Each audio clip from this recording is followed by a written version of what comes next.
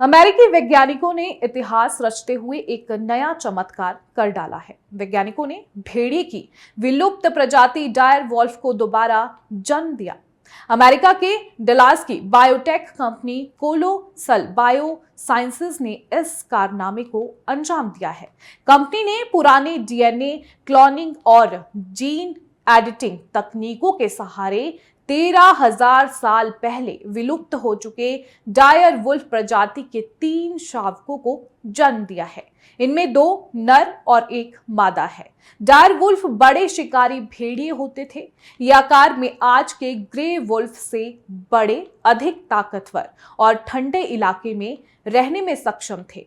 इनका सिर चौड़ा, जबड़ा मजबूत और फर घना सफेद होता था। ये प्रजाति उत्तरी अमेरिका के जंगलों की सबसे खतरनाक शिकारी थी।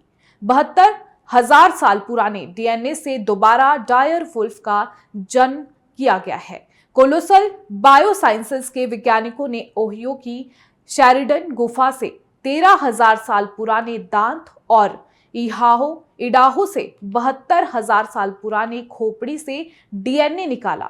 इसके बाद इनसे डायर वुल्फ के 2 हाई क्वालिटी जीनोम तैयार किए गए। डायर वुल्फ की विशेषताओं जैसे सफेद फर और लंबे घने बालों की पहचान के लिए इन जीनोम को ग्रे वुल्फ, लोमड़ी और जैकाल से मैच किया गया। इसके बाद CRISPR जीन एडिटिंग तकनीक की मदद से ग्रे वुल्फ की कोशिकाओं में 20 जेनेटिक बदलाव किए गए।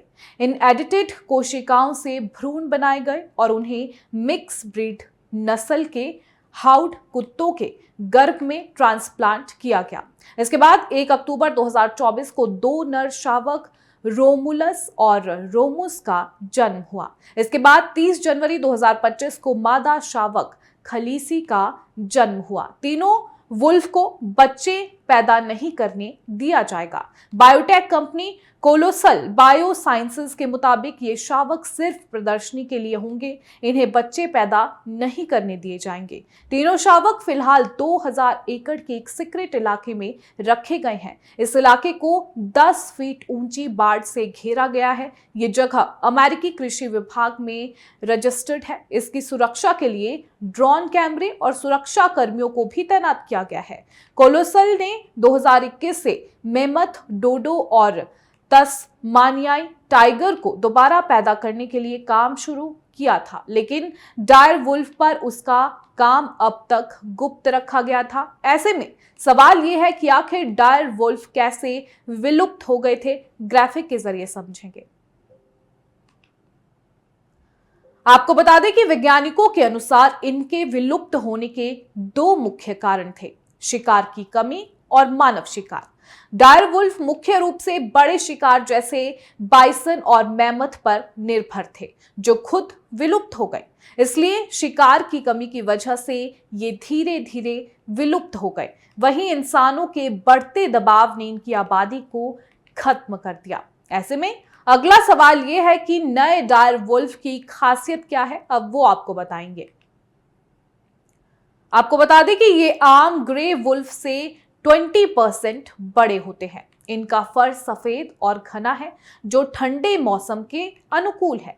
हालांकि ये 100% डायर वुल्फ नहीं है, क्योंकि इनमें केवल 20 जीन ही बदले गए हैं, जबकि असली डायर वुल्फ में 80 अलग जीन होते थे। अब अगला सवाल ये है कि आखिर ये तकनीक क्यों खास है और इसकी जरूरत क्या है।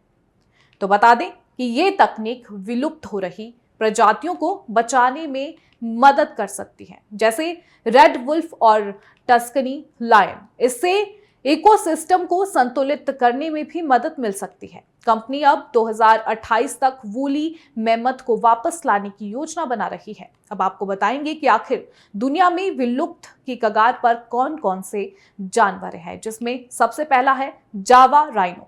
जावा गैंडे कभी पूरे दक्षिण पूर्वी एशिया में पाए जाते थे, लेकिन शिकार और आवास विनाश के कारण अब केवल इंडोनेशिया के जावा में 75 ही बचे हैं।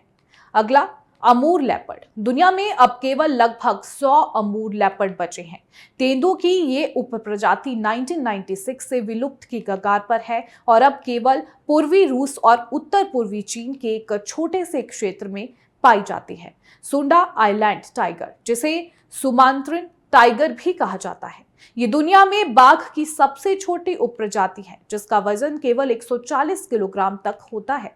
अब केवल 600 सुंडा आइलैंड टाइगर बचे हैं, जो इंडोनेशिया के सुमात्रा द्वीप में पाए जाते हैं। माउंटेन गोरिल्ला ईस्टर्न गोरिल्ला की एक उपप्रजाति माउंटेन गोरिल्ला भी विलुप्ति की कगार पर है। ये अफ्रीका महाद्वीप के कांगो, रवांडा और युगांडा के पहाड़ी इलाकों के जंगलों में पाए जाते हैं। अब दुनिया में केवल 1000 माउंटेन गोरिल्ला बचे हैं। आपको बता दें कि धरती पर जीव जंतु और वनस्पतियों का विलुप्त होना एक प्राकृतिक प्रक्रिया है, जो धरती के जीवन का हिस्सा है। लेकिन अब ये प्रक्रिया कुदरती नहीं रह गई है, बल्कि मानव जनित कारणों से हो रही है। धरती पर बीते 50 करोड़ सालों में 5 बार बड़े पैमाने पर प्रजातियां विलुप्त हुई हैं, जिनमें से अधिकतर के पीछे प्राकृतिक कारण थे। लेकिन अब छठी महाविलुप्ति का दौर शुरू हो चुका है, जिसके पीछे मानव जनित कारण है।